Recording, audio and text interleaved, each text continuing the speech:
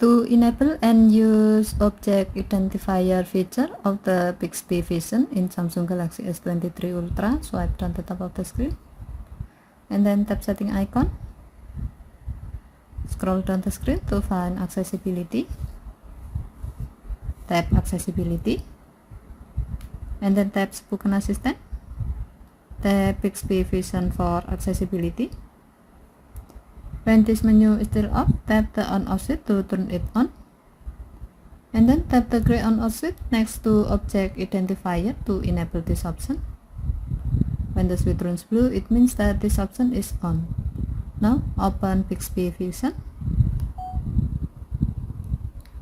Tap accessibility and then select object identifier.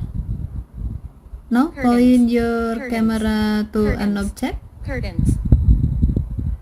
Mouse. Cable. You can hear that Bixby will speak to you about what the object you are capturing is. Okay, thank you for watching. Writing board. Have a nice day.